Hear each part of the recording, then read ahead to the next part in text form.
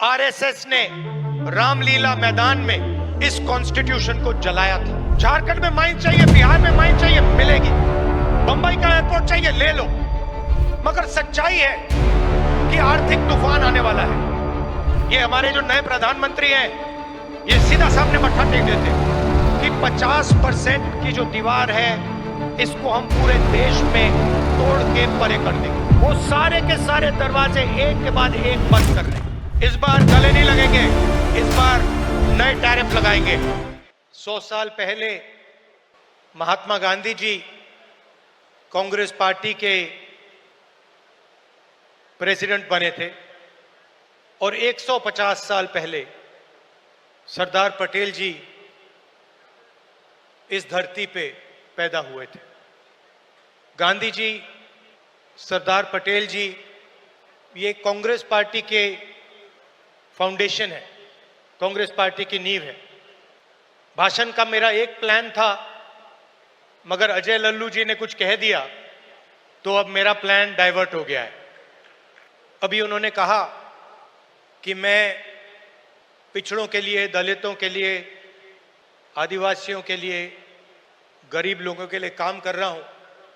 वो सच है, मगर उन्होंने बात जोड़ी कि आने वाले समय में मेरा नाम याद करेंगे। और जैसे ही ये शब्द उनके मुंह से निकले तो मुझे एक बात याद आई। कुछ साल पहले एक जर्नलिस्ट मेरे से मिलने आए, हिंदुस्तान के जाने हुए जर्नलिस्ट हैं। ऑफिस में बातचीत चल रही थी, उन्होंने मुझे बोला और उन्होंने मुझे बताया कि उन्होंने नवाज शरीफ या मुशर्रफ जी से कहा था, हिंदुस्तान और पाकिस्तान के बीच में शांति लाएंगे तो पूरी दुनिया आपका नाम याद करेगी। आपके बारे में लोगों को क्या कहना चाहिए, क्या सोचना चाहिए। जानते हो इंदिरा गांधी जी ने क्या जवाब दिया, जो मुझे आज तक परफेक्ट जवाब लगा। उन्होंने कहा, राहुल, मैं अपना काम करती हूं, मरने के बाद लोग मेरा क्या सोचें क्या ना सोचें, मुझे कोई फर्क नहीं पड़ता है।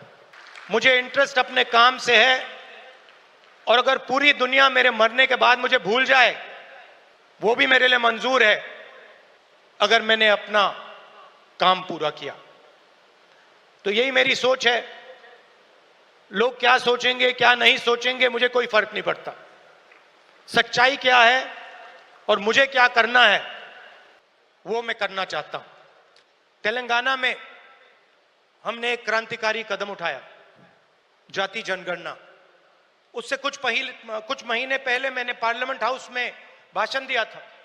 मोदी जी के सामने कहा कि मोदी जी, आप जाति जनगणना कराइए, देश को मालूम होना चाहिए इस देश में दलित कितने हैं, पिछड़ा वर्ग कितना है, अति पिछड़ा कितना है, अति दलित कितने हैं, आदिवासी कितने हैं, माइनॉरिटीज कितने हैं, गरीब जनरल कास्ट के कितने लोग हैं।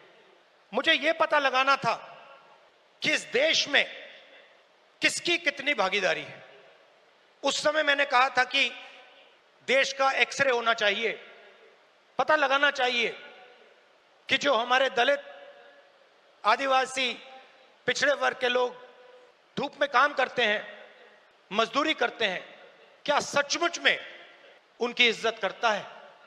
लोकसभा में, राज्यसभा में हम कानून पास करेंगे, आपके बिल्कुल सामने कानून पास करेंगे, जाति जनगणना यहीं से निकालेंगे।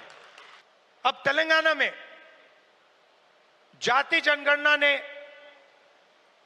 एक बिल्कुल नया औजार दिया है। तेलंगाना में हम सचमुच में विकास का काम कर सकते हैं। तेलंगाना में हम पिन पॉइंट एक्यूरेसी के साथ भागीदारी के बारे में हर सेक्टर में आपको बता सकते हैं। और मैं खुश हुआ कि जाति जनगणना होने के एकदम बाद हमारे चीफ मिनिस्टर ने और हमारी टीम ने ओबीसी रिजर्वेशन को 42% तक पहुंचा दिया है।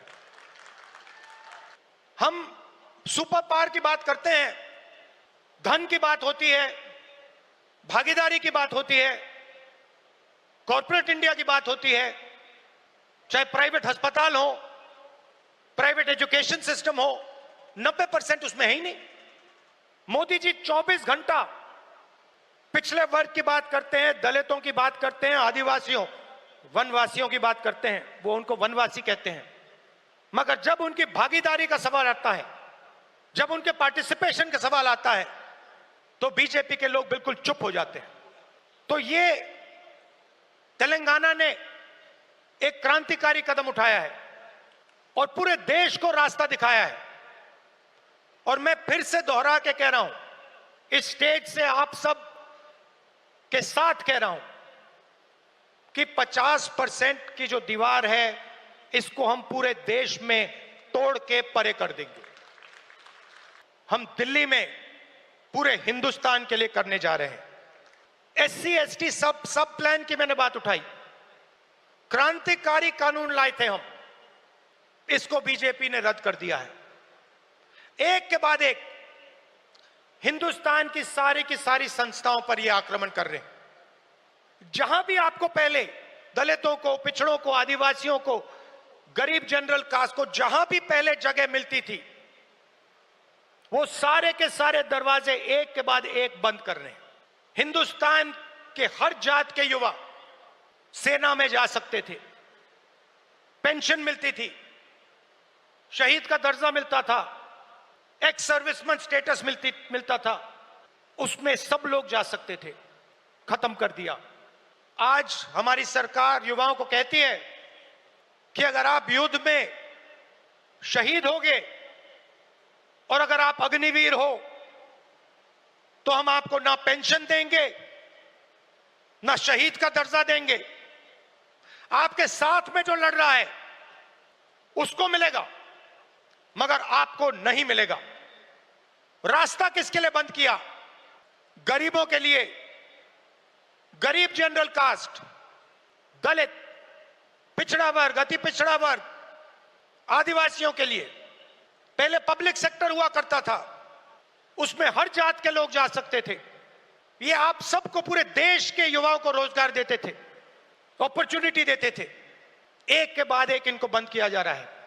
अदानी और अंबानी को, आप अदानी जी की कंपनी की लिस्ट निकालिए, मैनेजमेंट टीम की लिस्ट निकालिए, अंबानी जी की मैनेजमेंट टीम की लिस्ट निकालिए, बाकी कॉर्पोरेट्स की मैनेजमेंट लिस्ट निकालिए, आपको एक दलित, एक आदिवासी, एक पिछड़ा वर्ग का नहीं मिलेगा। तो 90% का कुछ बचा ही नहीं। 90% के लिए मजदूरी, बेरोजगारी और हिंदुस्तान के सारे airport, ports, defence industry, cement industry, जो भी चाहते हैं अदानी जी को। छत्तीसगढ़ में माइन चाहिए, बस्तर में माइन चाहिए, मिलेंगी। झारखंड में माइन चाहिए, बिहार में माइन चाहिए, मिलेगी। बंबई का एयरपोर्ट चाहिए, ले लो। लखनऊ का एयरपोर्ट चाहिए, ले लो। डिफेंस इंडस्ट्री चाहिए, ले लो। एचएएल को परे करो, बीएचईएल को परे करो, बनाओ जो बनाना है। तो सारा का सारा धन, सारी की सारी अपॉर्चुनिटीज 90% से छीनी जा रही है। पहले नरेंद्र मोदी अमेरिका गए, याद है आपको, गले लगे थे, याद है? इस बार गले लगने वाली फोटो देखी आपने? देखी? कहां गायब हो गई? राष्ट्रपति ट्रंप ने ऑर्डर दिया, जिनको मोदी जी अपने मित्र कहते हैं, ऑर्डर दिया, सुनो, इस बार गले नहीं लगेंगे, इस बार नए टैरिफ लगाएंगे। चूं तक नहीं निकली, आज तक गायब है। जनता का ध्यान वहां ना चला जाए तो पार्लियामेंट में 2 दिन ड्रामा चलाया। मगर सच्चाई है कि आर्थिक तूफान आने वाला है। कोविड आया था, नरेंद्र मोदी जी ने थाली बजवाई, मोबाइल फोन की लाइट दिखवाई। अब आर्थिक तूफान आ रहा है, सामने है, करोड़ों लोगों को नुकसान होगा। 50 साल से सबसे ज्यादा बेरोजगारी आज है। कहां गए नरेंद्र मोदी? कहां छुप गए हैं?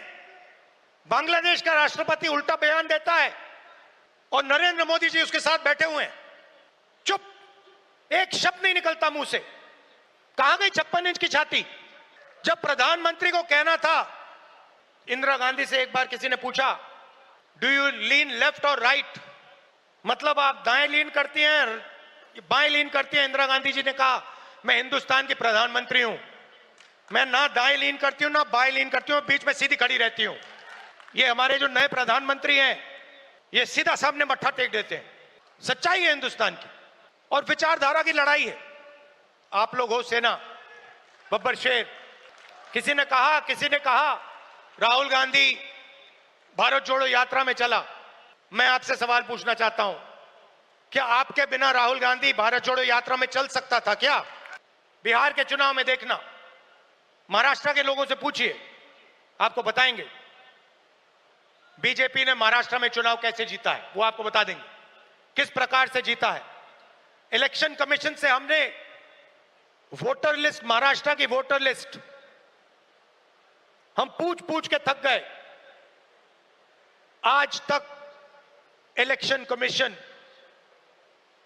हमें महाराष्ट्र की वोटर लिस्ट नहीं दे पा रहा है। यह सच्चाई है।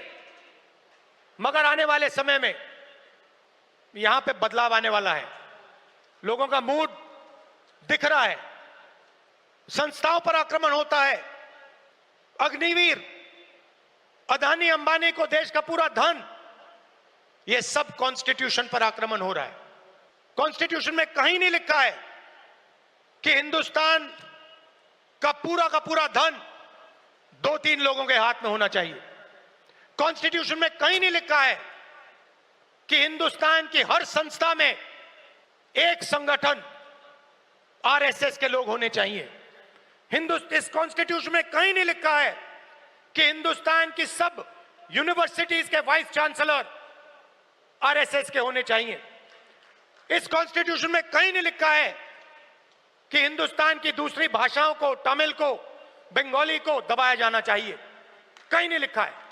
सिर्फ कांग्रेस पार्टी रोक सकती है, बाकी पार्टियां नहीं रोक सकती हैं। आप देखना, क्योंकि यह विचारधारा की लड़ाई है।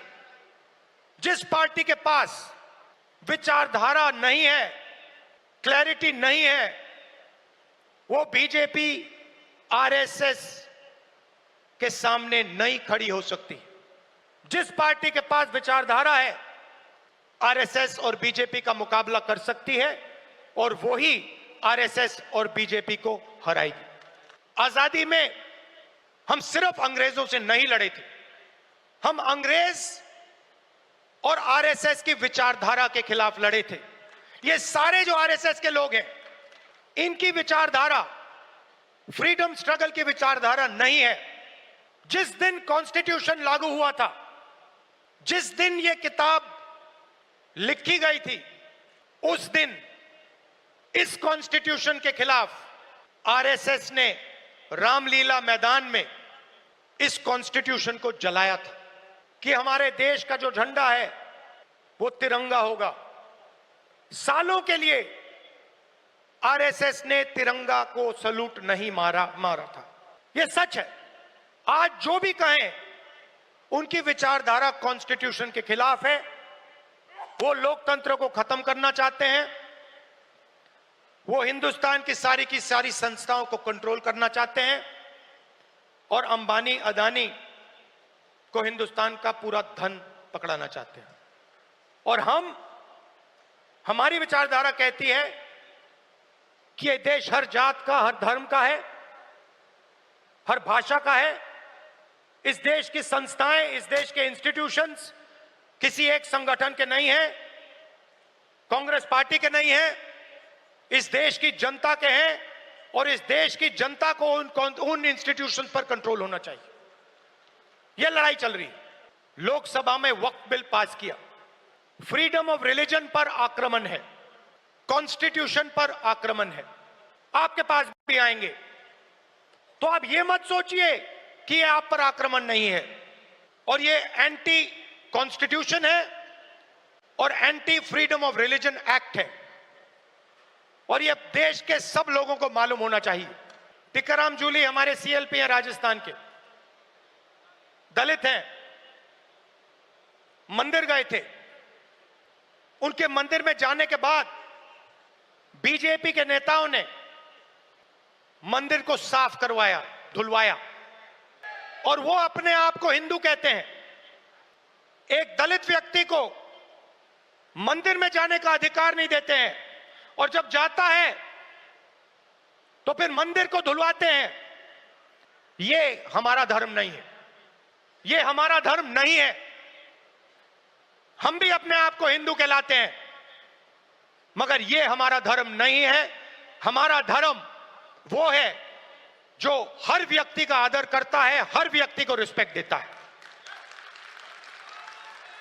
21वीं सदी में वो कह नहीं सकते हैं क्योंकि कॉन्स्टिट्यूशन है, मगर दिल में जो उन्होंने जूली साहब के साथ किया वही वो आप सबके साथ करना चाहते हैं। ये उनकी सच्चाई है, और लड़ाई इसी बात की है।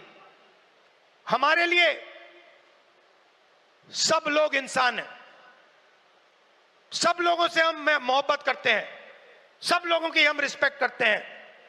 कोई दलित है, उसको मंदिर में नहीं जाना चाहिए। कोई मोची है, उसे सॉफ्टवेयर इंजीनियर नहीं बनना चाहिए। कोई गरीब किसान का बेटा है, उसे अंग्रेजी नहीं सीखनी चाहिए। ऐसा हिंदुस्तान हमें नहीं चाहिए, और हम होने भी नहीं देंगे, क्योंकि उनके पास धन है, उनके पास हिंदुस्तान के सारे इंस्टीट्यूशंस हैं, उनके पास सब कुछ है, मगर जीत हमारी होगी क्योंकि हमारे पास सच्चाई है और देश की जनता का प्यार है। तो घबराने की कोई जरूरत नहीं है।